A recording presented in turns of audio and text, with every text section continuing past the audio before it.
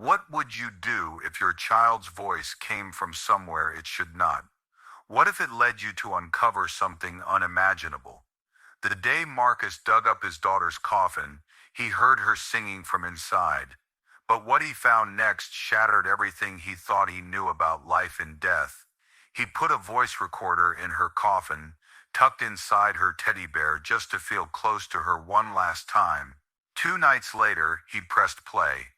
What he heard wasn't silence. It was a lullaby. The one Sophie used to hum, and then whispers, something was down there with her. What he found next didn't just break his heart. It changed everything he knew. Thanks for all the awesome comments, likes, and shares you've dropped on our past videos. You guys are the best. We're so glad you're part of this crew, digging into these wild stories with us. If you're new here, welcome. Hit that subscribe button so you don't miss out on more crazy tales like this one. Marcus's journey is just getting started, and trust me, you'll want to see how it ends. Stick around to the last second, share it with your friends, and let's figure out what's really going on together. That said, could you please tell me in the comment where in the world you are watching from? Marcus was a single dad in Vermont, hard-working, hands-on, and devoted to his 8-year-old daughter Sophie. Sophie loved swimming, chasing ducks, and singing this one lullaby her mom taught her before she passed away years ago. But last summer everything fell apart. It was late August, hot and sticky, when Marcus took Sophie to the lake house. She begged to swim before dinner. He said yes, sat on the porch with a soda, and watched her splash around. She was fine 1 minute, giggling and waving at him. Then he looked down to grab his phone, just for a second. When he looked back, she was gone. No splash, no scream, nothing. He ran into the water, yelling her name, diving under until his lungs burned. Hours later, the police dragged her out. They called it an accident, a drowning. But Marcus didn't buy it. The water wasn't deep. Sophie swam like a fish. Something felt off, and it gnawed at him. The funeral came fast. Marcus could barely stand watching that tiny coffin get lowered into the ground. Sophie's teddy bear, Mr. Buttons, sat in there with her. She never slept without it. But as they shoveled dirt, a crazy idea hit him. He didn't tell anyone, not even his brother Thomas. Late that night, he grabbed a cheap voice recorder from his desk, popped it into Mr. Button's stuffing, and slipped back to the cemetery.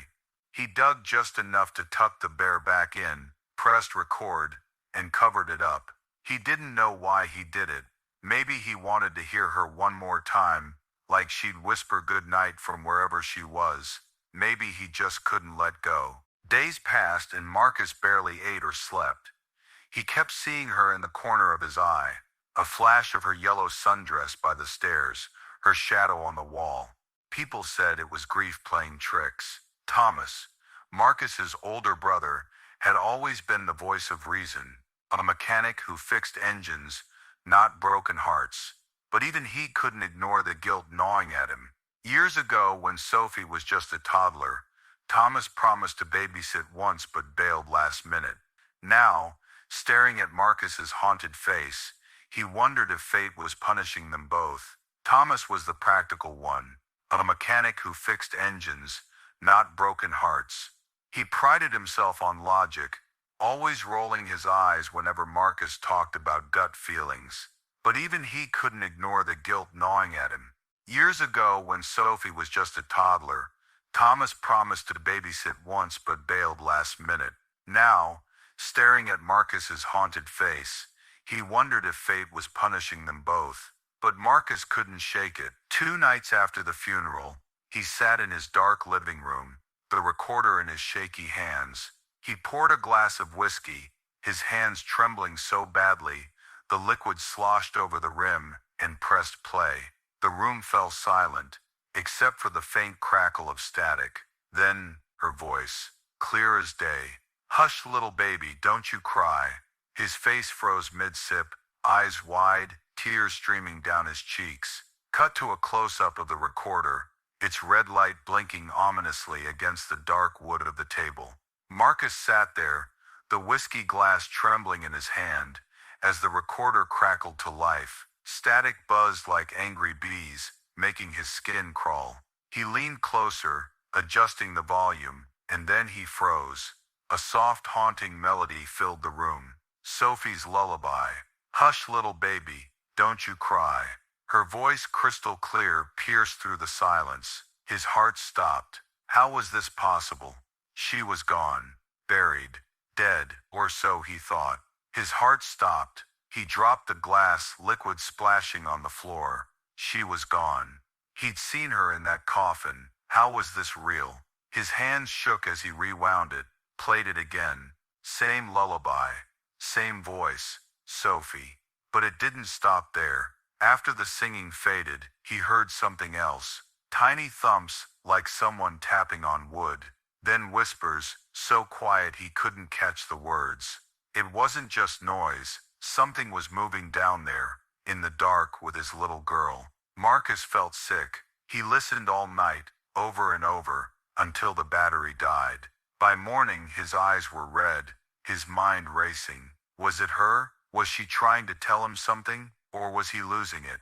He called Thomas. His brother picked up, groggy and annoyed. It's 6 a.m. Marcus. What's wrong? Marcus didn't waste time. I put a recorder in Sophie's coffin. You need to hear this. Thomas laughed short and sharp. You're not serious. That's messed up, man. Go to bed. But Marcus begged. Please, just come over. Thomas showed up an hour later, arms crossed, looking at Marcus like he'd gone crazy. Marcus didn't care. He plugged the recorder into his laptop, turned the volume all the way up, and hit play. Thomas's face changed fast. The lullaby started, and he went pale. That's her, he said, voice low. That's Sophie. Marcus nodded. Keep listening. The thumps came next, then the whispers. Thomas grabbed the recorder, held it to his ear. What's that sound? Is she moving? Marcus swallowed hard. I don't know, but it's not just her voice. There's something else. Thomas shook his head. This is nuts. Maybe it's a trick, someone messing with you. But Marcus knew better. No one else touched that bear. No one else was at the cemetery that night. They sat in silence, staring at the recorder. Thomas finally spoke. What do we do? Marcus didn't hesitate. We go back. Tonight, we dig her up. Thomas looked at him like he'd lost his mind. You're talking about breaking the law. We could get caught. Marcus stood up, fists clenched. I don't care. That's my daughter.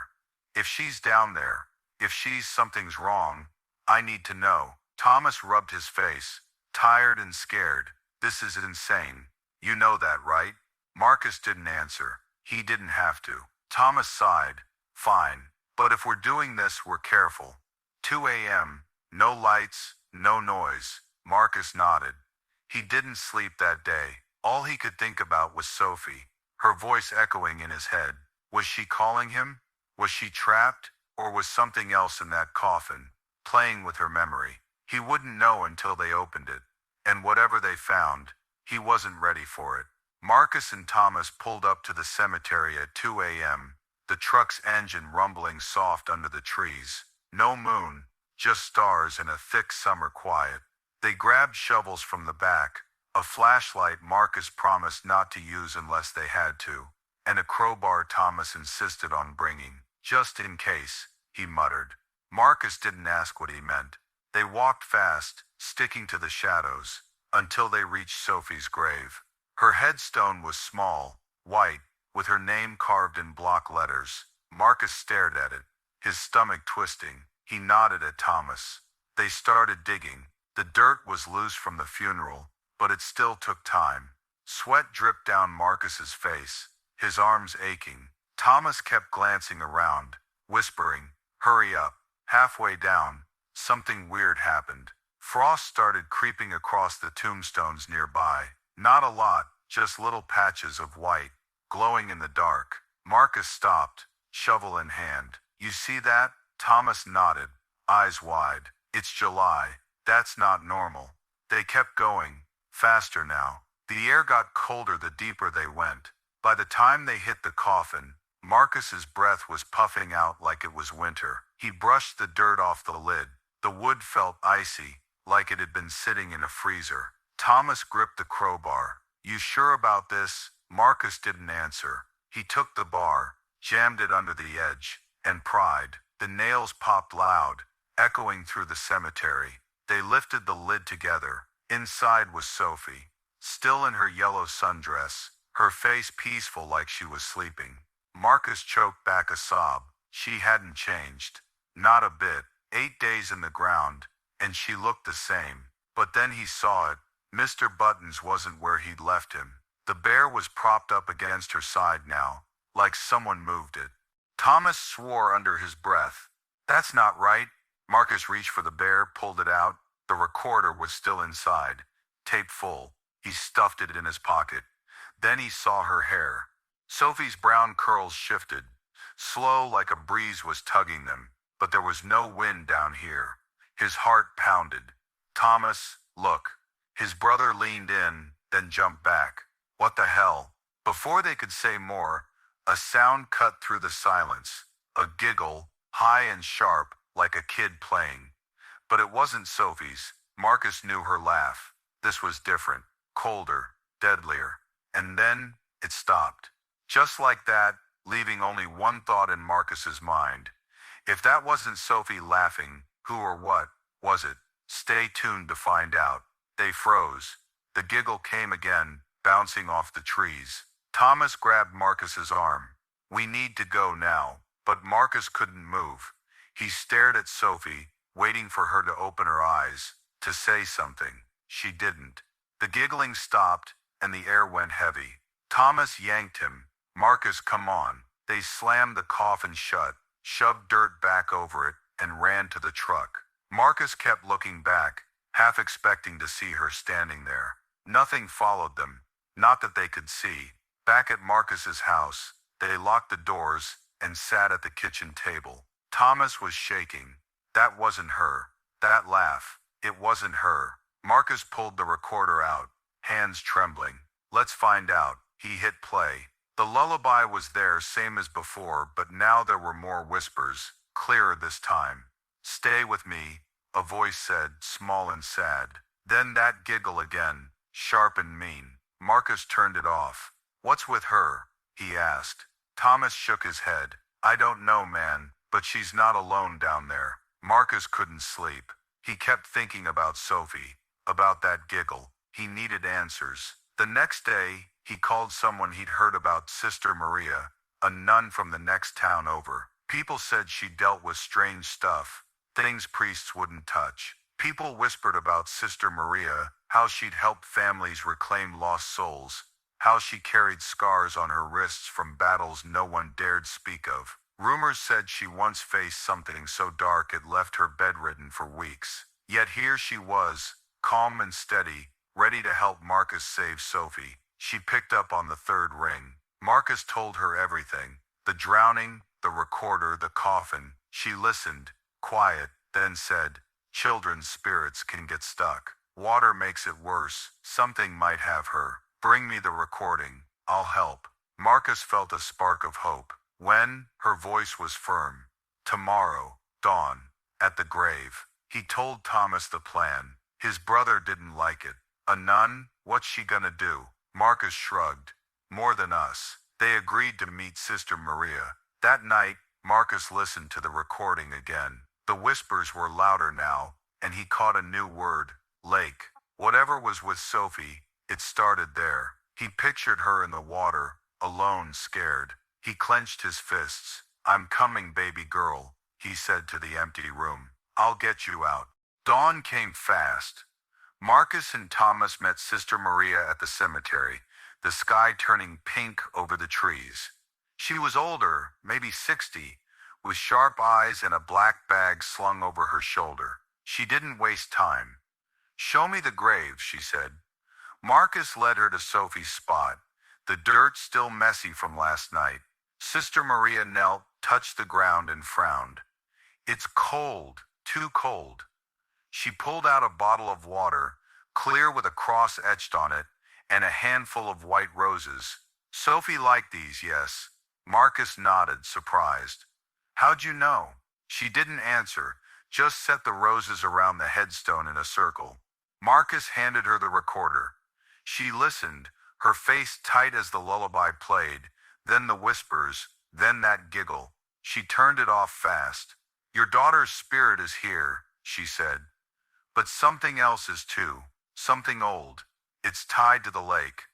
Marcus felt his chest tighten. What is it? Sister Maria stood up. A drowning victim. Not recent. Maybe years, maybe decades. It latches onto kids who die near water. Wants company. Sophie's caught with it. Thomas crossed his arms. So what? She's stuck with some ghost. The nun shook her head. Not a ghost. Darker. It won't let her go unless we break it. She told them the plan. We'll open the coffin again, she said, her voice low and urgent. Do a cleansing with the blessed water and pull Sophie free. But here's the catch. Marcus and Thomas had no idea what they were about to face. Would they succeed, or would the entity win? Let us know in the comments below what you think happens next. Marcus didn't care how crazy it sounded. Let's do it. Thomas grabbed the shovels from the truck, muttering, this better work. They dug faster this time, the frost creeping back on the stones. The coffin came up quick. Sister Maria sprinkled the water on it, whispering words Marcus didn't understand. He and Thomas pried the lid open. Sophie was there, still unchanged, Mr. Buttons by her side. But her hair moved again, faster now, like something was pulling it. Sister Maria stepped forward, holding the roses. Sophie, if you're here, we're getting you out. She poured the water over the coffin, slow and steady. Nothing happened at first. Then the air got thick, heavy, like a storm was coming. A dark mist started leaking out of Mr. Buttons, curling up like smoke. Marcus stepped back. What's that? The nun stayed calm. It's showing itself.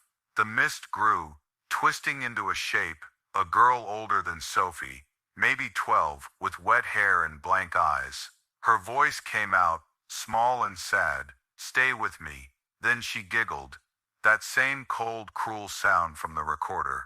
But this time her blank eyes flickered, showing glimpses of Sophie trapped within the mist, screaming silently for help. Marcus's knees buckled. Sophie, he choked out. The mist girl tilted her head, smiling wider. She likes it here, she whispered. Better than being alone. Marcus's knees went weak. Who are you? The mist girl tilted her head. I drowned, long ago. She's mine now. Sister Maria raised her voice. Not anymore. Let her go. The mist hissed, spreading out, and the ground shook a little. Thomas grabbed Marcus's arm. This is bad, man. But Marcus pushed forward. Sophie's not yours. Give her back. The mist girl laughed, sharp and loud. She's better with me. Safe, not alone. Marcus felt tears sting his eyes. She's my daughter. I'm her dad. She belongs with me. Sister Maria tossed the last of the water at the mist. It screeched, shrinking back. Sophie, she called. Come to us. The coffin rattled, and for a second, Marcus swore he saw Sophie's fingers twitch. The mist girl wailed. No, she's mine. But the roses glowed, faint and white, and the mist started to break apart. Sister Maria kept talking, soft now. You're both free. Go where you're meant to be. The mist girl's face softened, like she remembered something. I was alone, she said. Not anymore, the nun replied. Go on. The mist split in two. One part faded up, bright and warm, like it was Sophie. The other sank into the ground, dark and quiet. The air cleared. The coffin stopped shaking. Sophie lay still, peaceful, her hair finally resting. Sister Maria closed the lid. It's done. She's gone on. The other one, too. Marcus fell to his knees, crying hard. Is she okay? The nun touched his shoulder. She's where she should be. Not trapped, not scared. Thomas wiped his face, quiet for once. What about that thing? The mist? Sister Maria packed her bag. It's gone. It just wanted a friend. Now it's at peace. They filled the grave back up, the roses still sitting there, bright against the dirt. Marcus felt empty but lighter, like a weight was off his chest. He looked at Thomas. You believe me now? Thomas snorted. After that? Yeah, I do. They thanked Sister Maria, who nodded and left without another word. Back home, Marcus played the recorder one last time. No lullaby, no whispers, no giggle, just silence. He smiled a little. Good night, Sophie, he said, and put it away. Days later he went through her room. In a box of her stuff, he found a drawing, a family of ducks by the lake, scribbled in crayon. It hit him hard. She'd made it the day before she drowned. He hung it on the wall, right where he could see it every day. Then something strange started. A rubber duck showed up on his porch, yellow, small, no note. A week later, another one in his truck. Thomas found one too, by his toolbox. What's with the ducks? He asked. Marcus laughed. Soft, it's her, saying hi. He didn't know how, but it felt right. Sophie wasn't gone, not all the way. She was watching, leaving little signs. It didn't scare him. It made him feel close to her again. Thomas clapped his shoulder. She's still your kid, huh? Marcus nodded. Always. Marcus started finding peace after that day.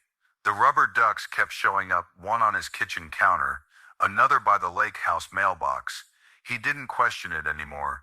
It was Sophie, letting him know she was okay. Thomas got on board too, even helped Marcus turn the lake house into a summer camp for families who'd lost kids. They called it Sophie's Place. It felt good, like a way to keep her with him. The first camp session was small, just a handful of parents and kids, swimming and laughing by the water. Marcus watched them, thinking maybe he could heal too. But then, 2 weeks into the camp, something happened. One of the girls, Lily, a quiet 7-year-old with pigtails, came running up to him. She held out a drawing, crayon streaks on her hands. I made this for you, she said, shy. Marcus took it and froze. It was an angel, wings and all, standing by a lake. The face wasn't just any face. It was Sophie's. Big brown eyes, that little smile he'd know anywhere. His throat closed up. Where'd you get this idea? He asked. Lily pointed at the water. She's out there. I saw her last night. She said to draw it. Marcus stared at the lake, calm and flat under the sun. His heart started pounding. What do you mean you saw her? Lily shrugged. She was by the dock, smiling. She said she likes it here now. Marcus didn't know what to say. He thanked her, kept the drawing, and told Thomas that night. His brother frowned. Kids make stuff up, you know that. But Marcus wasn't so sure. He went back to the lake house alone, after dark, sat on the dock and waited. Nothing, just crickets in the lap of water. He almost laughed at himself for hoping.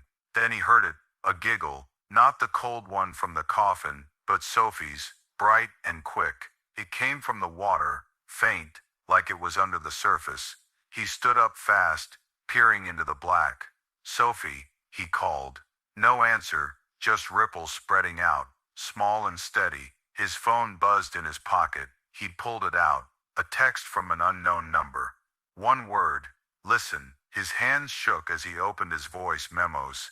There was a new file, recorded an hour ago when he was still at home. He hit play. It was her lullaby again, soft and clear. Hush, little baby, don't you cry. But halfway through it cut off. That giggle came back, Sophie's. Then silence. Marcus dropped the phone, staring at the lake. The ripples got bigger, and something yellow bobbed up. Another rubber duck, spinning slow in the current. He grabbed it, wet and cold in his hand. A chill ran up his spine. Before he could react, the phone buzzed again. Another text. Daddy, come join me. Marcus looked up, heart pounding. Through the window he saw her, Sophie, standing barefoot in the moonlight, smiling softly before vanishing into thin air. He ran back to the house, locked the door and called Thomas. She's not gone, he said, voice breaking. She's in the lake. Thomas didn't argue this time. I'm coming over. Marcus sat there, the duck in his lap, waiting. The phone buzzed again. Another text, look outside. He didn't move. Whatever was out there, he wasn't ready. Not yet. The lights flickered again that night, and a soft tap hit the window. Marcus turned slow. A tiny wet handprint pressed against the glass, then vanished. Was it Sophie, saying goodbye, or something else, watching him? What would you do if your kid's voice came from somewhere it shouldn't? Would you run or fight to find out? Drop your thoughts below. What's she trying to tell him? Stick with us, hit subscribe, and share this with your friends so we can all figure out what's next. If you've been gripped by Marcus's journey, hit like now because this is just the beginning. Subscribe and turn on notifications so you don't miss the shocking continuation of Sophie's story. Share this video with your friends. They won't believe what happens next. And let us know in the comments. Do you think Sophie will ever truly rest? Or is she still trying to tell her dad something? Stick with us, we're just getting started. As Marcus stood there staring at the lake, he couldn't help but wonder, was Sophie trying to tell him something deeper about life, death, and the mysteries that lie beyond? If her story made you question the same, this might be the answer you've been searching for. If Sophie's story made you question the deeper meaning of life and death, there's a resource that can help you explore your own spiritual journey. It shows you how to find purpose, heal from within, and manifest the life you've always wanted. You can check out the Biorhythm program in the description below. It's a powerful resource that can help you uncover the secrets of the supernatural, heal from loss, or even craft your own haunting tales. Don't miss out. Click the link to learn more. The program was put together by the man who correctly predicted famous celebrities' deaths, and right now, he has made an alarming prediction about almost everyone. See more information in the description.